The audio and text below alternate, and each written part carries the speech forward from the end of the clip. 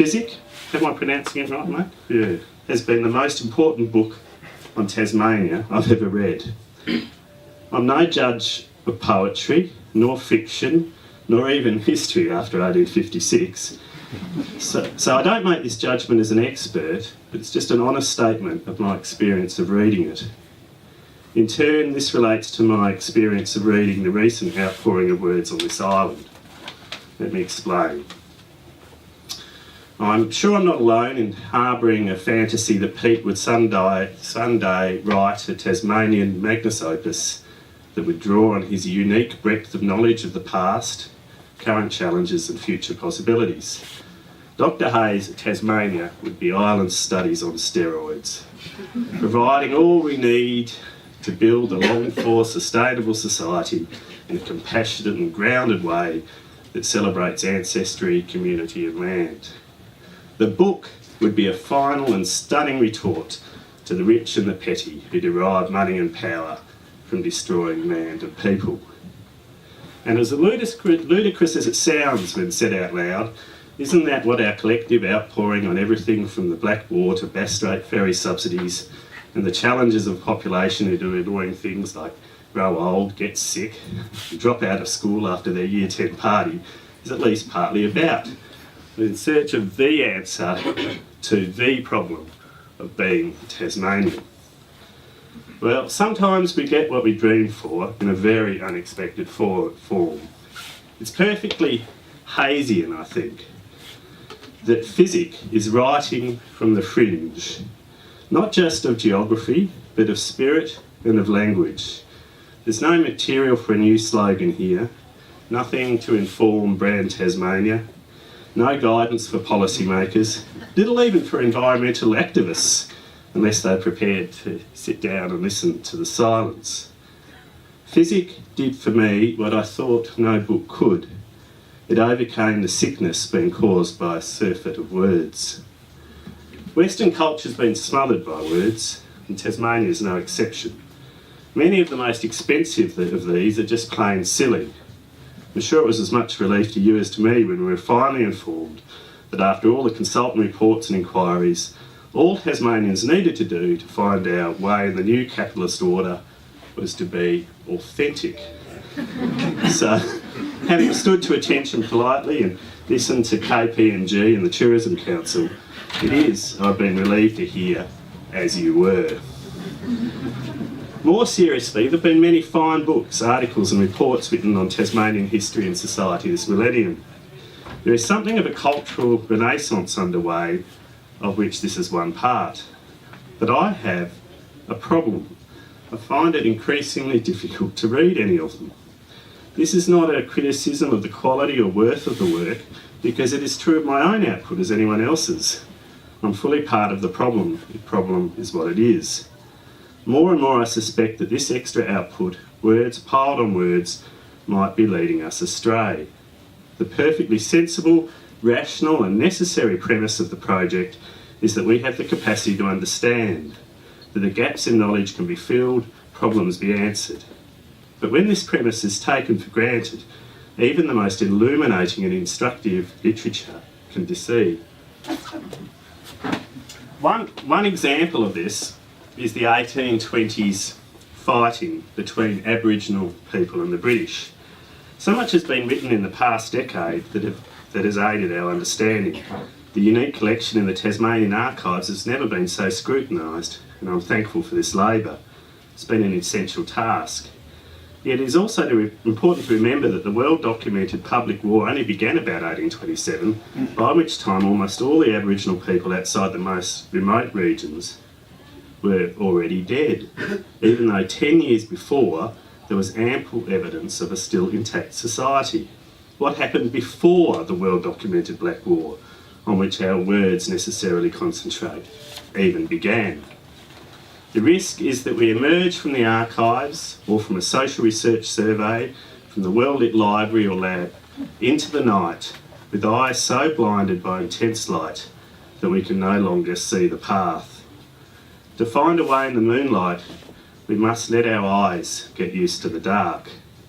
Once you've read the poems in Physick, which deal with past conflict and the continued presence of Aboriginal people in the land in a way that transcends the dangers I allude to, you have a better idea of what I mean. The danger is we will fall into the same hole as those who debated about God for so many centuries did. All our eloquence ended up distorting truth more than illuminating mystery. Which brings me by another roundabout route back to Physick, as this book is actually a trinity, one book and three. Part 1 explores the physique, the history of our people. Part 2, the physical world, physis. I'm hoping my pronunciation is okay here, mate. And the final section, metaphysics. The millennia-long debate about how 3 can be 1 and 1 can be 3 is answered. Pete sets it all out in his short preface, so succinctly that you might wonder what the theological fuss was ever about. It's a perfect few paragraphs, and I urge you, don't start the book without full immersion in them. Spend some time with that preface.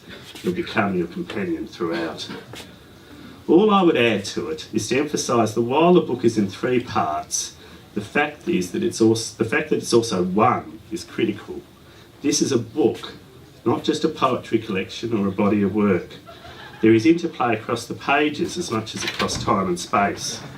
We take the people of the past, the Naki on the road verge, the cockle shell and Chinaman's fingernail washed up on the tide, with us into the poems on meaning.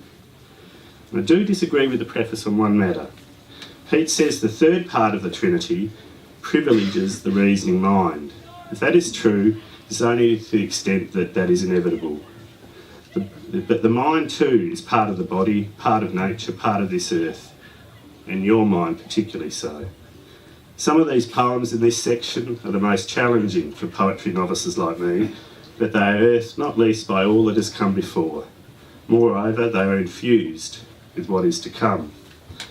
The last 3 extraordinary poems, nominally also in this section, defy any attempt to classify. I'm not going to quote from them, let alone read them. Not only is this the poet's right, but they are wrung from such a depth of engagement with the human experience of mortality, of limit, of pain, that to add even a single word seems wrong. They are the most generous offerings from a very courageous man. After I finished reading the book on Tuesday evening, just gone, I needed a walk. And I was fortunate enough to be able to do it on a beach, as such boundary places are a recurring theme in Physick, and there seemed to be no better place to absorb all reading this book had meant to me. It was an unseasonably warm evening, you might recall, and when I got near the end of the beach, still in a Physick-induced openness to portals of existence, was a small eucalypt that was somehow surviving below the king tide, roots exposed and sticking out above the sand while clinging resolutely, at least for now, to dry earth. Then scampering down from this little tree, girt by sea, as one of Pete's poems and some song I can't remember now calls it, I saw an albino possum. Now it was dark, and moonlight does not make for clarity or certainty, and I still don't know for sure if what I saw was an albino possum, or even if such animals exist. But it seemed to me at that moment that not only had I encountered my first such possum, but I had, for the first time, been open to seeing one. It seemed then as if there had always been such creatures, but that my narrow categorisation of the animal, which Physick persuasively suggests are even pictured in Ireland's most precious artefact, the Book of Kells, I bet you didn't know that, has blinded me to a whole dimension of being. That moment I felt a little bit more connected to the land, to its people, to the fullness of the past, to our transitory, brief, muddled but wondrous existence, shared with so many equally transitory, wondrous beings. And I also felt from the depth of my being gratitude, which brings me to the main point of this evening. On behalf of us all, mate, all your friends and family, your whole community, I want to say thank you to this gutsy, intelligent, compassionate poet for what is an extraordinary gift. Physick is a magnus opus. It is a Pete Hay masterpiece, wrung from life that points to a place beyond words. I'm immensely proud to have the honour to launch this book of poetry into our world. So, if you've got a glass, raise it, otherwise a metaphorical glass. Right, fellow Tasmanians.